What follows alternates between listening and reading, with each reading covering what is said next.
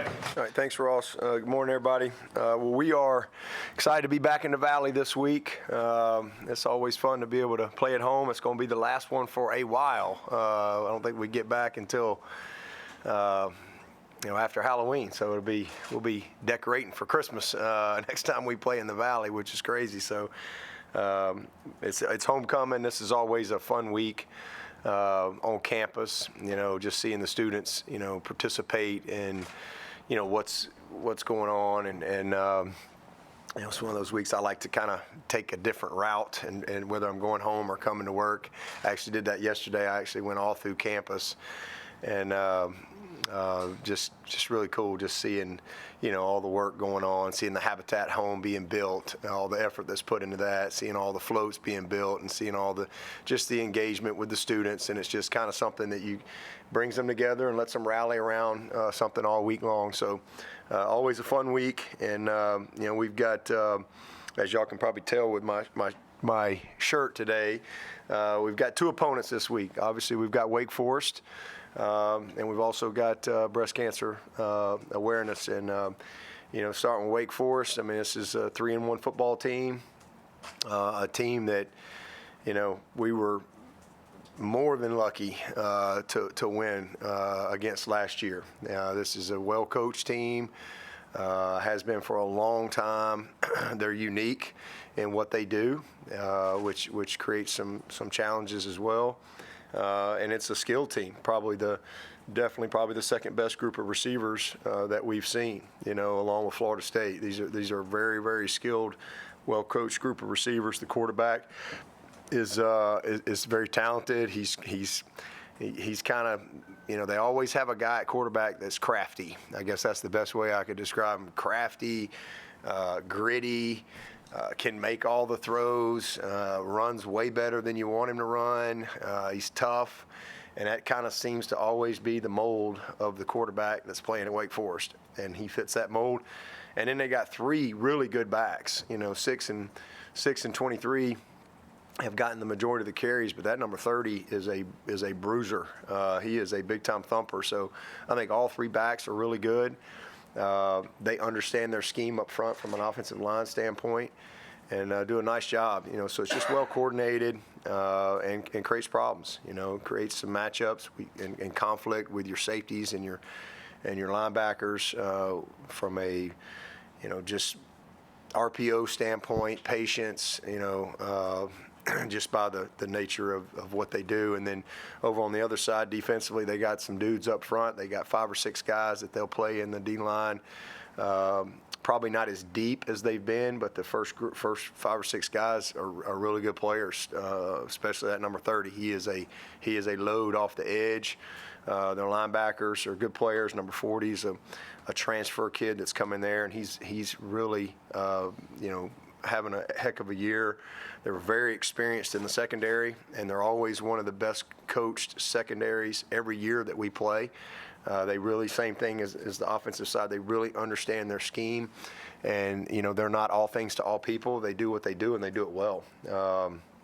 They understand, leverage and route reading, and just, they do a good job with their eyes.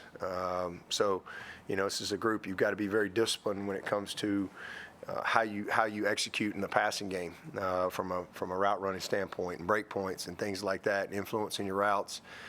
So just a good football team across the board. One we got a lot of respect for, and again, a game when it's just painful to watch the tape from last year. We actually played really, really well on offense, probably our best game. And it was by far our worst game on defense, probably as bad a game as we've had in a long time.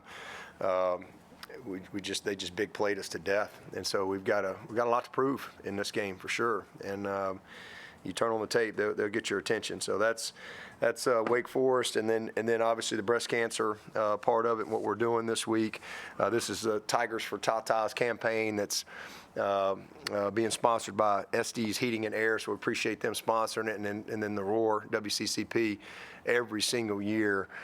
Probably about 10 years now have been partnering with our foundation, and it's just awesome to see the community rally and come together, to see all the Roar talent, some of which in this room, just have fun with it and take a lot of pride, and then to see the community give, it's just really cool. So whether it's the shirts, we got hats, we got the bracelets, we got all the cool swag, and then Tigertown Graphics as well has come along, and they partnered up with Roar, so you can get stuff there, you can get it online. Just appreciate everybody's support and what we're trying to do there. And then just a little bit about, a reminder of why we do what we do. About 1 in 8 women in the United States will develop breast cancer over the course of their lifetime. And in 2023 alone, almost 300,000 women and 2,800 men. A lot of people don't know that this affects men. Cass' uncle actually died of breast cancer. And so about 300,000 women and 2,800 men will be diagnosed with breast cancer this year. And on average, every 2 minutes, a woman is diagnosed with breast cancer. So, if we go an hour today, that's going to be, what is that, 30 women? 30 women will be diagnosed with breast cancer just while we're sitting here doing this press conference. So just kind of, hits home there. And an estimated almost 44,000 U.S. women will die from breast cancer in 2023. And an estimated 530 men will die this year in 2023. So it's the second leading cause of cancer death in women, second to lung cancer. And one positive is the breast cancer death rates have been decreasing steadily since 1989, and I think that is a reflection of all the great work that's been done through research, the discovery of the BRCA gene, and all those things. So it's just something that we're passionate about, and very thankful that we've got a lot of great partners, and it's one of those things that I think really rallies everybody together, this time of year. So appreciate all the support and, all that WCCP is doing on location. So, tune in and continue to give and help make a difference, because it's definitely making a difference. And with that, I'll take any questions. Coach, 2 out of the last 3 years you've lost the game before the bye. Both were at Notre Dame, but how much emphasis is there on just playing a clean game, finishing strong the first half of the season? Make sure I note that, Graham. Don't schedule Notre Dame the week before the bye. That's what I'm hearing you say. What was the question again? I'm sorry. I just heard Notre Dame loss. Finishing on a good note. Oh yeah, it's huge. I mean, you want to always have momentum, going into the next game, whether you play the next week or you have a bye. You still play next week. You're just playing a bye, because it's an important week. It's a different type of opponent, but it's still such an important week next week to work on yourself, to get guys healthy, to develop some of your guys, to get some guys some fastball reps that maybe haven't had as many reps. There's a lot. Self-scout. I mean, there's a lot that goes into the bye week. So, yeah, you want to have good momentum. Regardless, again, whether you're coming in on Monday and you just won a game and you got to, play again this week, or it is a bye week, you still want to have that good momentum, because I think it's just wind in your sails as you do what you need to do that week. Yeah, that's our goal, to find a way to get some mo. Do they look much different offensively? I mean, Hartman would be tough shoes for anyone to fill, but how different are they with this guy now compared to what they were? Not any different. I mean, they do, like I said, they're very committed and do what they do, and they really understand what they do. It's very unique. This quarterback's been around. It's not like he just got there. So, he's a good player. And again, he's supported by a very, very good group of receivers. They've got 4 or 5 guys that can flat out play, and then all 3 of those running backs are impressive on tape. They've had a couple guys in and out of the lineup up front, so they've had an open date, to get ready for this game. So I'm sure they probably maybe get somebody back healthy, and they've had a little more time to do some things. So I'm sure we'll see a few wrinkles that maybe we haven't seen yet. But good team, and has had a chance to win every game. They're 3-1, and it was kind of tight right there at the end with Tech, and kind of just boom, got away right there at the last little series. Sam had kind of been in that system for so long on that slow mesh. It seemed like he held it until the very last possible second while reading. Yeah. Is Griffis able to do that, the QB now? Yeah. He not only does he do it, then he blocks. He'll butt block people all day. He'll ride it all the way in there, and then give him a nice little momentum push along the way, and oh, by the way, try to cut off your end with a body block. So now he's a crafty player, and again, he's got some experience. It's not like he hasn't played.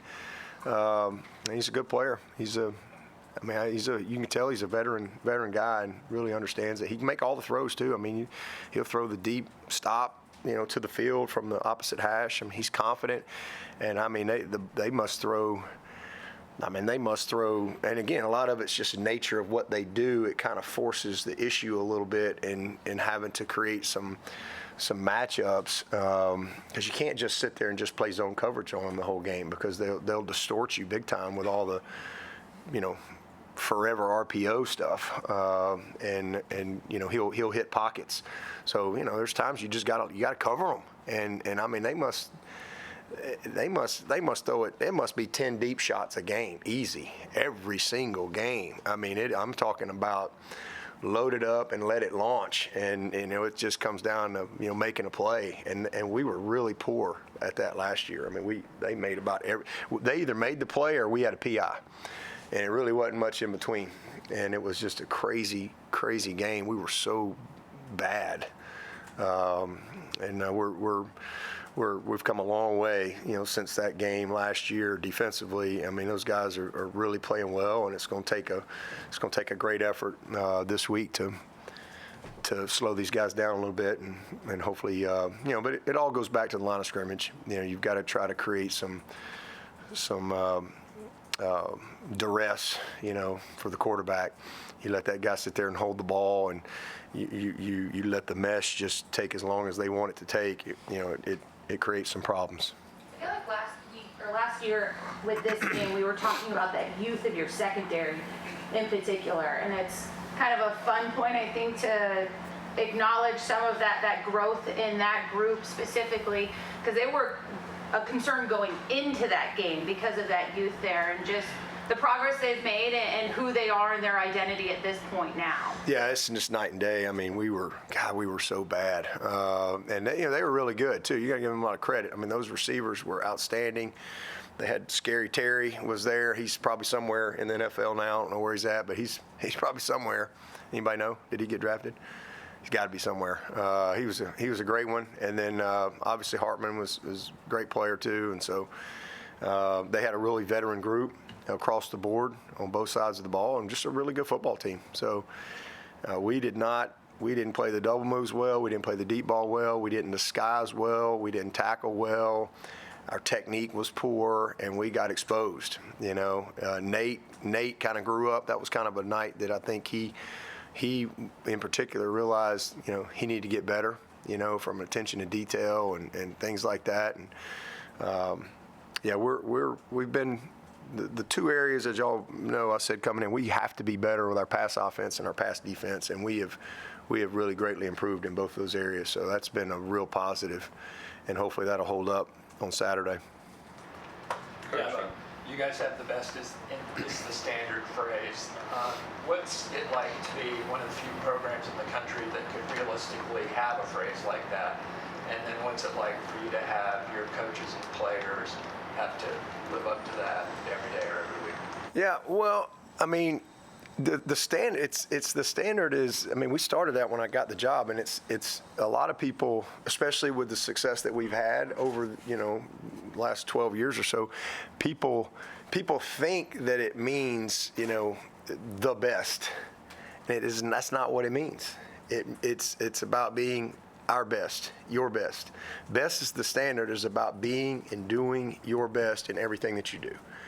It's not about that, and that's an inward focus, and I think that's what a lot of people, they again, as our program has developed, they take that the wrong way. It's never been about being the best. When you're just focused on being the best, then you to me, that's dangerous because you're comparing yourself to other people.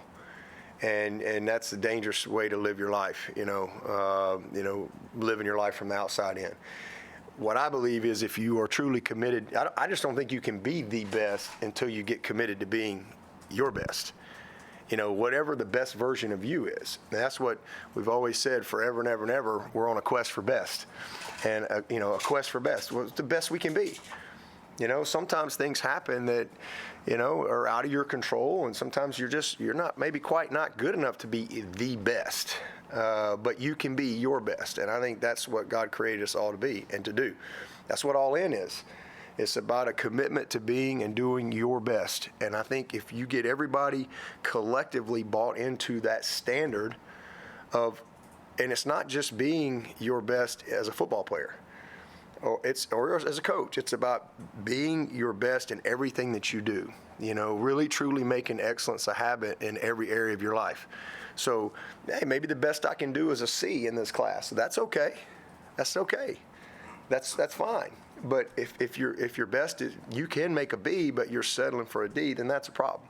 So it's just getting everybody to understand the commitment of, hey, let's be our best. And that's just a mindset of taking what we do have and making the best of it. And I think that's what successful people do. And I mean, the way we built this program was just taking what we had and making the best of it. And then just always staying on that quest for best. How do we get better? How do we become a better version of ourselves, whether it be as a player, as a coach, programmatically, whatever it is, and just continuing to go. So, that's really what it means. And, for some people, it may just simply be, the best. But I just don't, that's never been our focus here. But I do believe if you get a group of people together collectively, committed to that standard, committed to being and doing their best, hey, you might have a chance to be the best. We'll see. But you got no chance to be the best at anything you do in life until you learn how to be your best. And so that's what best is the standard is all about. And, it starts with, we break that down. It starts with belief. B is for believe. You got to believe. You got to have an unshakable belief in yourself, in who you're working with and the things that you do. You have to have a belief. Even when life comes along and creates doubt and circumstances happen that you don't like that make you not want to believe, you have to have a belief. The E is for effort. You got to put the work in. Nothing great's going to happen. You're never going to be the best version of you if you don't put the steps in. You got to have great work ethic. And then the S is for you got to seize the day with a sense of urgency. Every single day you wake up, man, hey, let's win the day. Let's seize the day. Let's have purpose in what we do. And the T is for toughness. It takes toughness to be your best because life happens, right? Life happens. And life happens and things happen where, you doubt and fear sets in and you don't believe, or you just don't feel like putting the effort in that day, or you certainly you wake up and it's just like, man, you just don't want to seize the day. You don't have that sense of urgency. Well, that's what the T's for, toughness, because you got to do it anyway. And that you'll never become your best if you don't have the toughness that it takes, because we all have setbacks and things like that. So that's what best is the standard is all about. Just being the very best that you can be, and continuing to be a lifelong learner. As you go through that process. Some right-handed quarterbacks aren't comfortable going to their left. Your guy seems to be pretty good at it. Is that something you have always seen? Is that something that's evolved? Is that something Garrett's introduced to the package this year? No. I mean, he's just, that's just a natural gift that the kid's got. I mean, you certainly work on, throwing to the right, throwing to the left. We work scramble drill. That's a part of what you do from a prep standpoint. But you can work it all day long. You just got to have a gift, and he's just gifted that way. I mean, he's an excellent pocket thrower, but he's an excellent scramble thrower as well. And that's just one of the things that makes him special, for sure. Coach, 4.4 penalties a game. That's your fewest since 2014. 2018 team had 4.9. You said that this is one of the most accountable teams that you've ever had. Is that manifesting itself in turnover or penalty avoidance? Yeah, if we didn't have the turnovers, we'd be 5-0.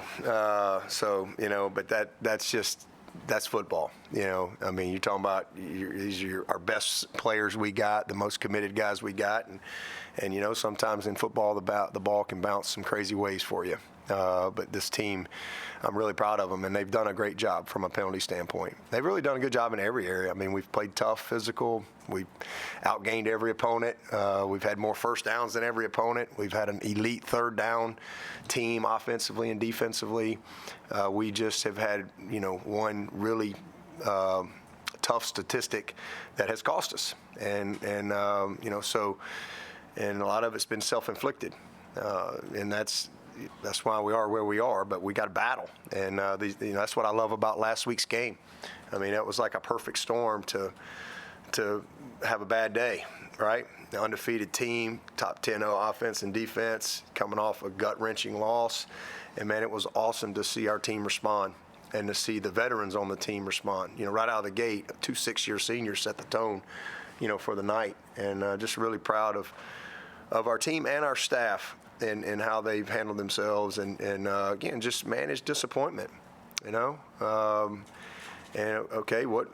still on a quest for best, and be the very best we can be, and just trying to find a way to win this game this week. And, I love this team.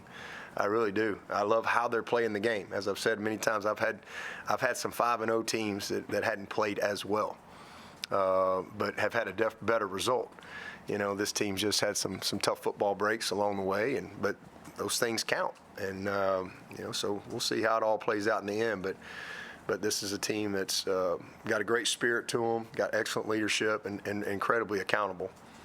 We love a local guy, Tyler Brown. Can't seem to talk enough about him. Another big game this weekend. Now some conference recognition for him as well. What is it about your system that we see another freshman having that breakout year at that receiver position? We saw it last year, certainly. And then what is it about him that you are challenging with him now as he starts to see some of this success? Yeah, well, first of all, just God's favor that we got him. He's a kid that we had been evaluating, but we had a kid decommit, and boom, the world's coming to an end, right? A kid decommits, and that we really wanted, but man, I just look. That's why I just look at it as God's favor. I always focus on who we do get. I go back to one year we had a defensive lineman that was committed, and he ends up decommitting. But we got this guy named Shaq Lawson who wasn't as highly rated, and I think Shaq's still playing, and ended up being a first-round draft pick. So, I just it's a blessing that we got him, first of all, that how it worked out. So really proud of him. Great family. He's a Clemson kid. I got pictures with him at the Rock when he was like, maybe a little shorter than he is now. He's a little bitty guy, and his dad, just really good family. It's really cool. This kid loves Clemson. But I mean, we play the best player. I mean, that's despite what some people may think. Every now and then, we want to win, and we play the best player, and it's all based on what we see in practice and what we watch on tape. And as we went through camp, it became evident pretty quick that, hey, this kid's going to be able to help us. And but then you got to go play games, right? I mean, it's one thing to see things in practice and how's it going to show up and translate. And right out of the gate, he's showing up, and he's just continued to progress. And then with Antonio getting hurt, it's just forced the issue even more, opportunity for him, and he's taking full advantage of it. And that's what the great ones do, And so we've had a lot of great players. We've had freshmen start at every position on this team. We've had freshman running backs, freshman left tackles, freshman right tackles, freshman guards, freshman quarterbacks, receivers, freshman not sure if we had a freshman linebacker start. Maybe. We've had freshman DBs. We've had freshman D linemen, D tackles, D ends. We've had freshmen start at every position on this football team over the course of my time here. So it's just all based on what we see in practice and competition. But he's a kid that's earned it. We haven't given him anything. I mean, kid's just earned it. So it's exciting to know that you got a guy like that that's, going to be around here for at least 3 more years. How much mental and physical toughness has he shown fighting through those? Oh man, he's a warrior, man.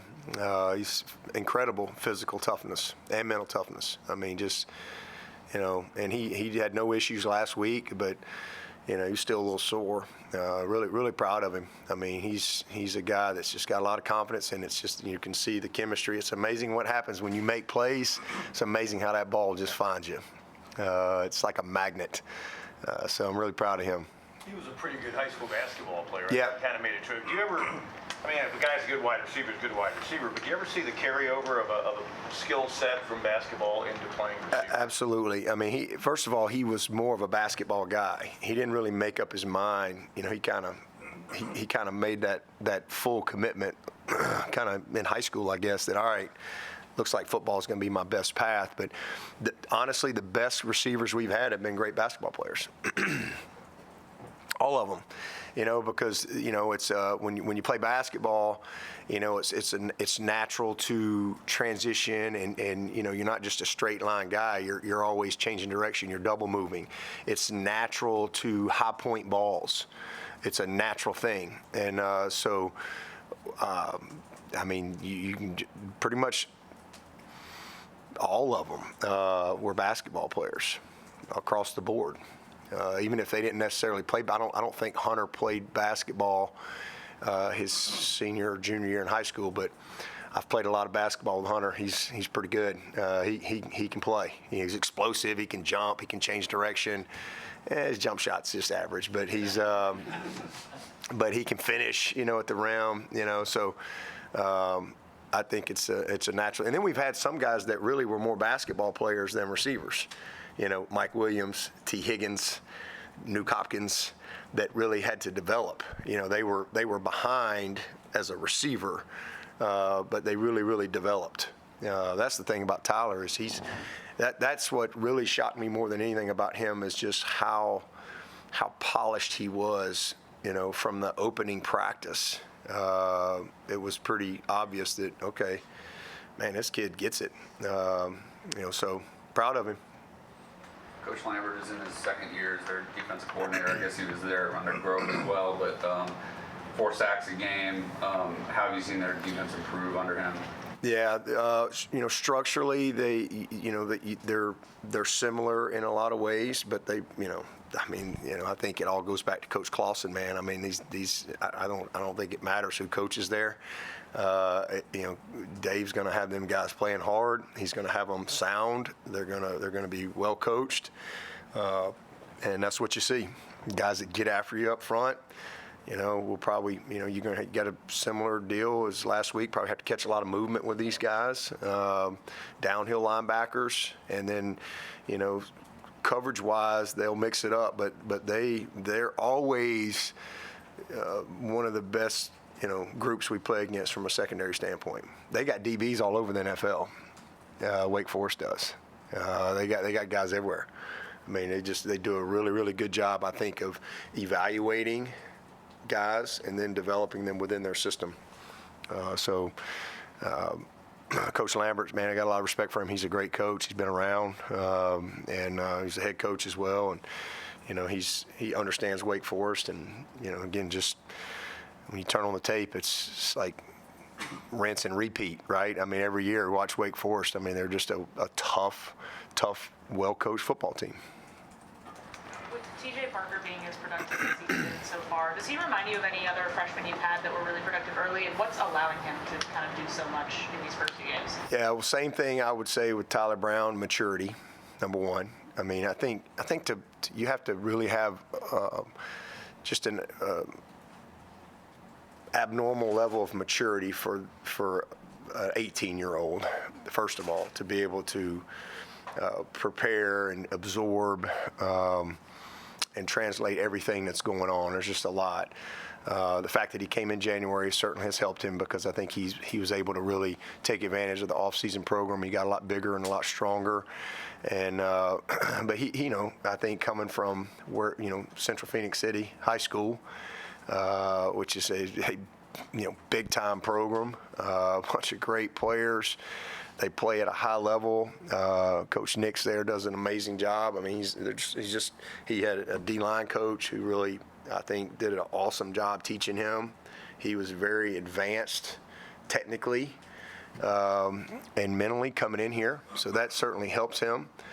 But it all goes back to his maturity and his just what's inside him. I mean, he's got a will to win, a will to prepare that's unique as a freshman, and it's the same as Tyler Brown, same as Khalil Barnes, same as Peter Woods. That whole group. Some of them you see and right now. Some of them you don't. Like let me tell you, Hoffler is going to be a player. Ojebwe, those are kids you hadn't really seen much yet. Jamal Anderson, D. Creighton, Avion, Shelton, Strozier. I mean, we got a whole group of guys. Robert Billings, Kylan Webb. I mean, it's a bunch of guys in that class that we are super, super excited about, that I think, some have had more opportunity than others, and TJ's had obviously a little more opportunity just based on our personnel, and he's taken advantage of it. But the one word is maturity. He's just a very mature, focused kid that you would never think is a freshman. And Tyler's the same way. Dabo, you talked so much about how this team responds and how they should respond. What does response come from? Is that something you practice? Is that how they are as individuals, how they grow up? Or how do you get somebody to respond in the right way? It's all the above. I mean, I think it's just what we do every day, how we go about our business around here. I didn't even know this until after the game. I'm glad I didn't know it. But I didn't know we hadn't lost back-to-back games in a season since 2011, 13 years. I'm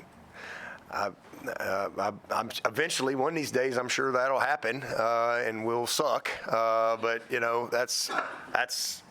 I mean, to me, there's nothing more that says who we are as a program than that right there. I think maybe Alabama, because I was trying to figure out when Tim was the one that told me it after the game, and I was like, I'm glad I didn't know that going into it, but now I do. So that's not a good thought. But no, I mean, I think there's nothing that says more who we are than that right there. 13 years.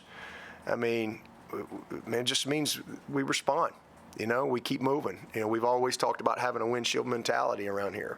Whether you have a big win or you have a tough loss, you know what? Hey, we got to. It's eyes forward. We got to move forward. We can't live with our eyes in the rearview mirror, right? I mean, nobody cares. I mean, if y'all get in the car and y'all drive home with your eyes in the rearview mirror, you're going to run in a ditch. So, I just think it's culturally who we are, and all of them. It's who comes through the door. It's what's happening within the walls.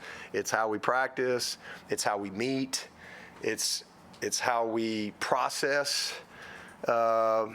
success, process disappointment. All of those things I think is a part of that.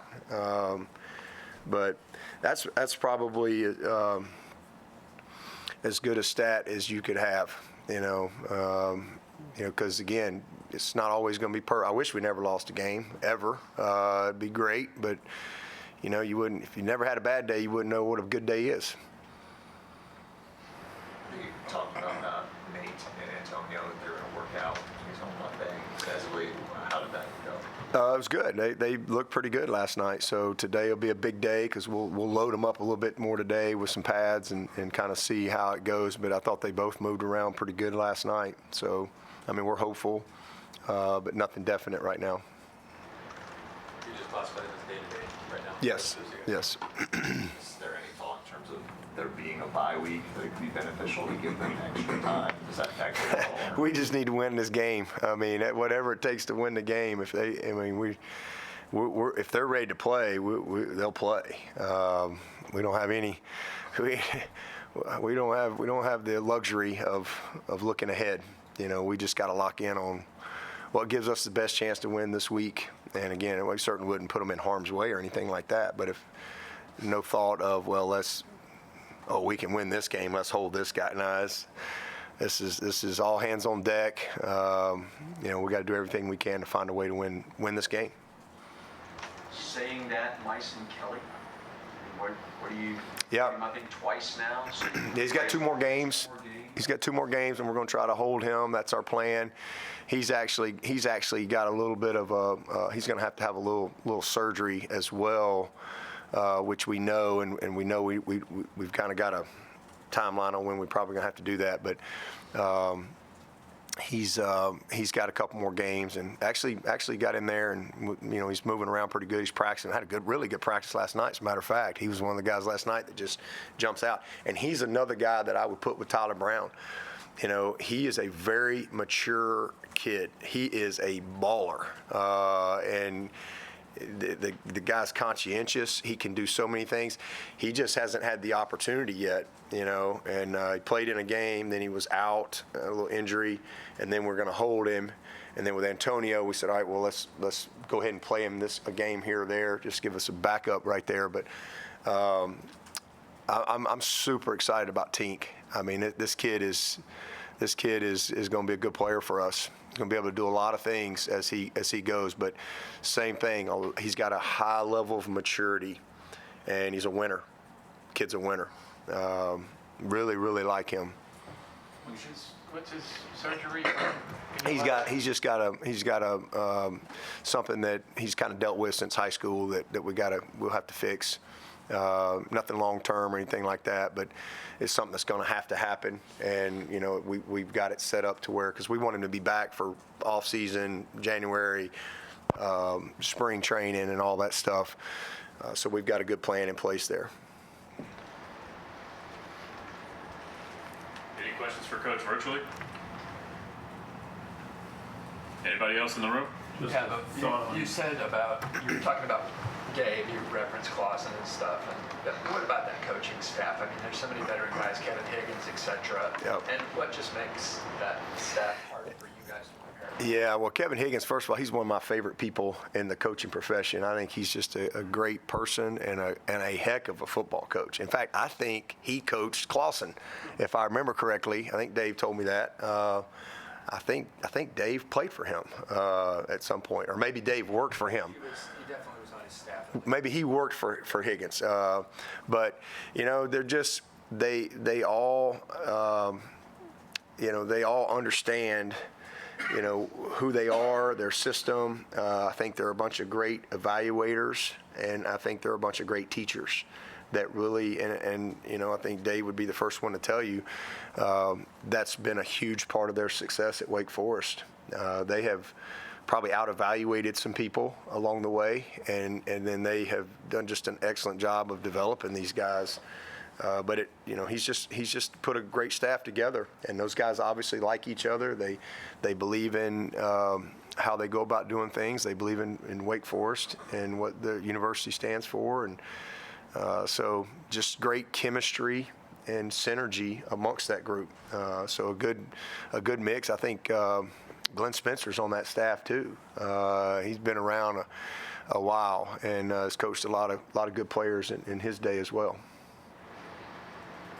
Recruiting question, the policy y'all have of once a guy commits, don't visit other schools. Do you remember when you kind of first for that place, and why do you consider that such an important part of kind of the way y'all do things?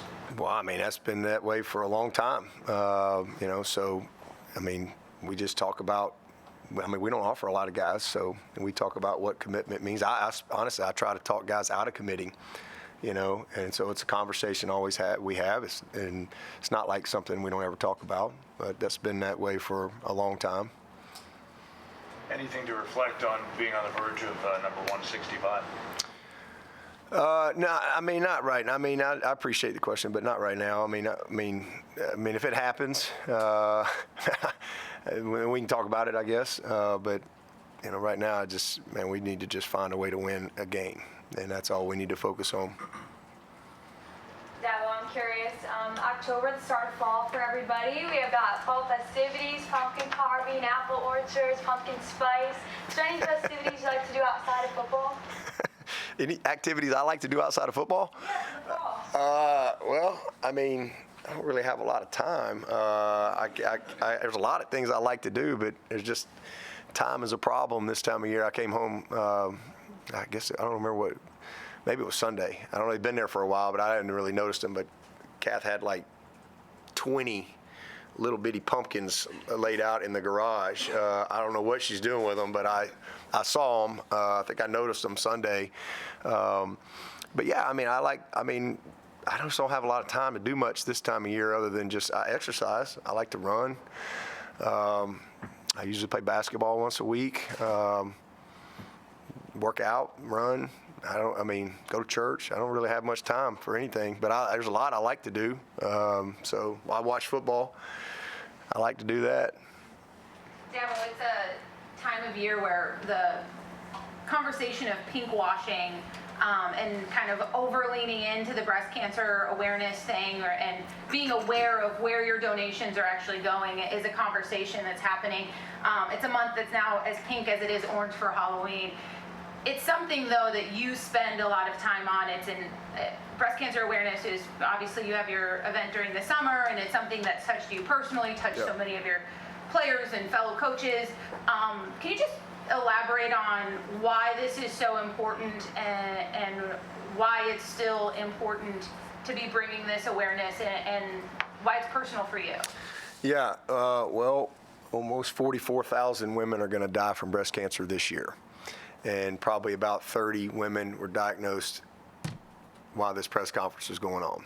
And it's personal. That's the best way I can answer that. I think we're all, as people, we're all shaped by things that we experience in life, right? I mean, we're affected by those things.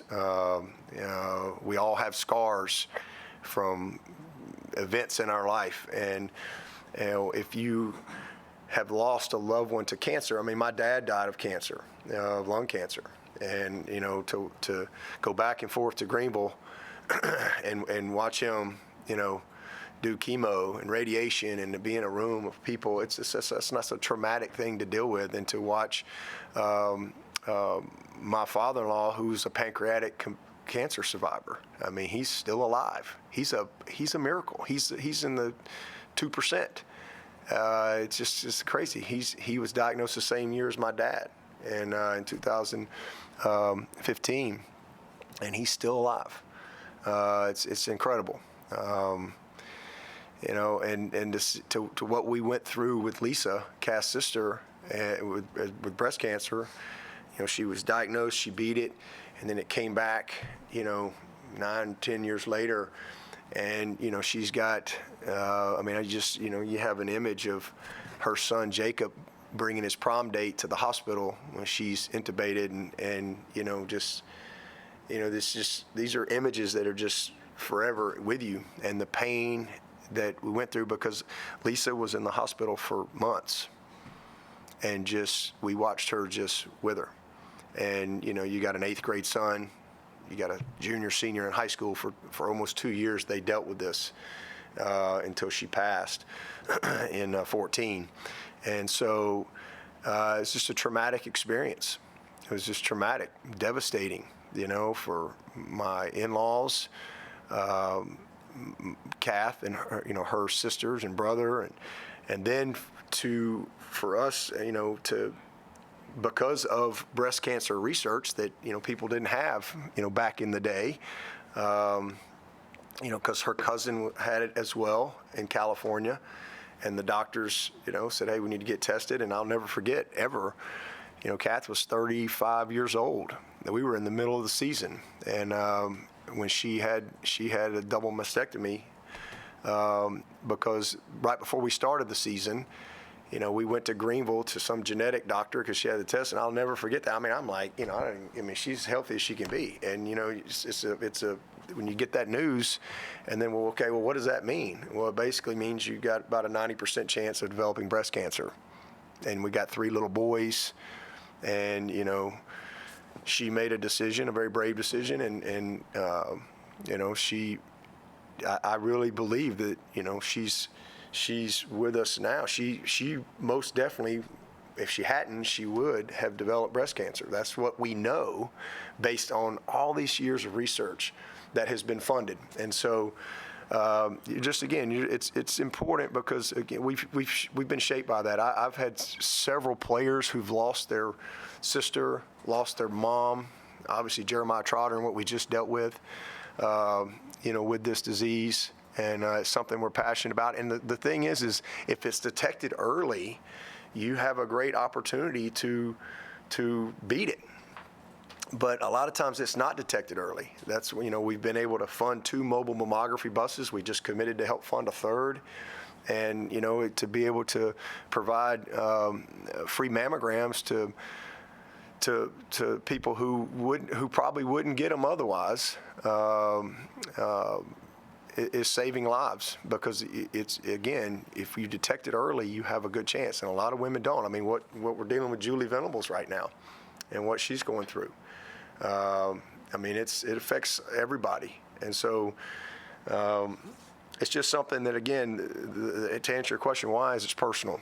And when we started the foundation in 2010, we really just kind of built the foundation based on things that were personal to us, whether it be drug and alcohol addiction, whether it be educational things like Call Me Mister, the Clemson Life, special needs, and breast cancer, awareness, research, and as you said, funding. We've been very specific on what we do with the funds to where it goes directly to this community, and it's not just going off to, and again, there's nothing wrong with those things, but we just wanted to really impact and be hands-on with where the money goes, because there's so many great organizations out there. We've got people on this campus that are doing great research. We've had people at Anderson doing great research. Obviously, the hospitals around here, and then the buses. It's been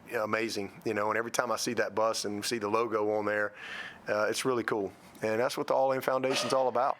Everybody coming together and trying to use the platform that we have and that we've been blessed with to bless other people. So it's just personal, and it just comes through traumatic experience of dealing with it, and people who've had a loved one and have walked that journey with them, they understand. And if you haven't experienced that, you will. That's sooner or later.